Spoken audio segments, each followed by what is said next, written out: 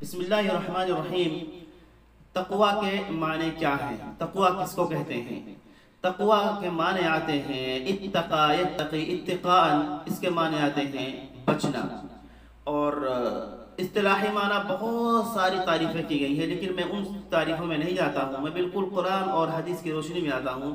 حدیث شریف میں جو آیا ہے وہ ترمذی شریف کی روایت ہے، حضرت نعمان ابن بشیر رضی اللہ تعالی عنہ سے روایت ہے کہ اللہ کے نبی حضرت محمد صلی اللہ علیہ وسلم نے ارشاد فرمایا ان الحلال بین وان الحرام بین وبینہما امور مشتبہات۔ یہ تقوی کی تعریف ہے کہ یقینی طور پر جو چیزیں اللہ تبارک و تعالیٰ نے اور اس کے نبی نے حلال قرار دی ہے وہ بھی بالکل واضح ہے، اور جو چیزیں اللہ تبارک و تعالیٰ نے اور اس کے نبی نے حرام قرار دی ہے وہ بھی بالکل واضح ہیں اور موجود ہیں، لیکن ان کے درمیان وبینہما، ان کے درمیان امور مشتبہات، بہت سارے امور ایسے ہیں جو مشتبہ ہیں، جن کے بارے میں اللہ تبارک و تعالیٰ کا ارشاد بھی نہیں ملتا اور احادیث شریف میں بھی کوئی اس کی مثال موجود نہیں ہے۔ تو ان امور سے بچ جانا، ان امور سے اپنے آپ کو بچانا، اسی کا نام تقوی ہے۔ تو تقوی کی تعریف ہو گئی کہ حلال بھی بالکل واضح ہے اور حرام بھی بالکل واضح ہے، لیکن ان کے درمیان جو مشتبہ چیزیں ہیں انہی چیزوں سے بچنا، یہی تقوی ہے، اصل تقوی ہے۔ اور تقوی کا فائدہ کیا ہے، تقوی کی فضیلت کیا ہے قرآن میں، وہ میں بتانا چاہ رہا ہوں۔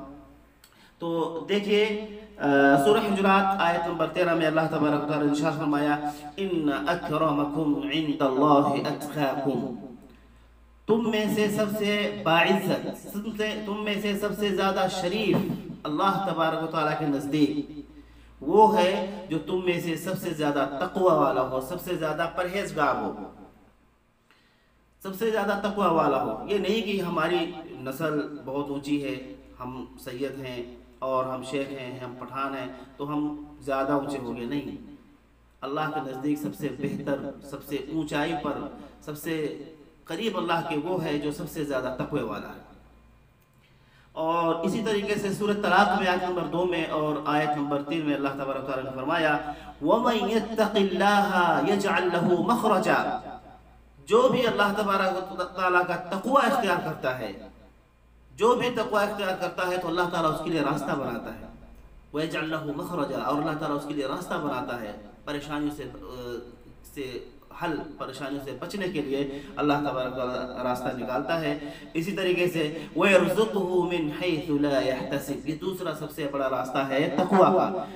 آج جو ہم اتنے زیادہ پریشان ہیں روزی کو لے کر کے، رزق کو لے کر کے، در در کی ٹھوکریں کھا رہے ہیں، ذلیل ہو رہے ہیں، خوار ہو رہے ہیں، اس کی وجہ سب سے بڑی یہ ہے کہ ہمارے اندر تقوی نہیں ہے۔ اگر ہمارے اندر تقوی آ جائے، ہم تقوی کو پہچان لیں کہ تقوی کیا چیز ہے، تو بإذن اللہ ہمیں سب کے دروازے پر یا کسی کی بھی دروازے پر جا کر بھٹکنا نہیں پڑے گا۔ تقوی اختیار کریں تو اللہ تعالیٰ کہتا ہے وَيَرْزُقْهُ مِنْ حَيْثُ لَا يَحْتَسِبُ، تقوی اختیار کرو، اللہ تعالیٰ رزق ایسی جگہ سے پہنچائے گا، خدا کی قسم جہاں سے آپ کا گمان بھی نہیں پہنچتا، جہاں تک آپ کی سوچ بھی نہیں پہنچتی، وہاں سے اللہ تعالیٰ آپ کو رزق پہنچائے گا۔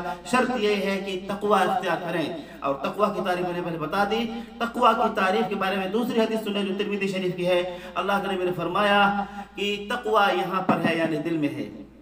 دل جب تک آپ کا صحیح نہیں ہوگا، الا ان فی الجسد لمضغہ، کان کھول کر کے سن لو کہ تمہارے جسم کے اندر گوشت کا ایک ٹکڑا ہے، یعنی وہ دل ہے۔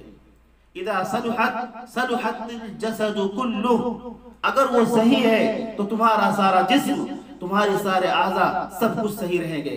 وَإِذَا فَسَدَتِ الْجَسَدُ كُلُّهُ، اور اگر وہ خراب ہو گیا، اور اگر وہ اس کے اندر خرابی آ گئی، اس کے اندر گناہ آ گیا، اس کے اندر اللہ اور رسول کی نافرمانی آ گئی، تو سارا جسم برباد ہو جائے گا۔ یہ اللہ کے نبی نے فرمایا ہے، اس لیے کان کھول کر کے سن لیں اور اللہ کا تقوی اختیار کریں۔ کوئی ہو یا نہ ہو، اللہ کا ڈر اور اللہ کا خوف اپنے دل کے اندر لے کر آئیں۔ اللہ تبارک و تعالیٰ سے دعا ہے کہ اللہ تعالیٰ ہم سب کو اپنا تقوی نصیب فرمائے۔ آمین۔ وآخر دعوانا ان الحمد للہ رب العالمین۔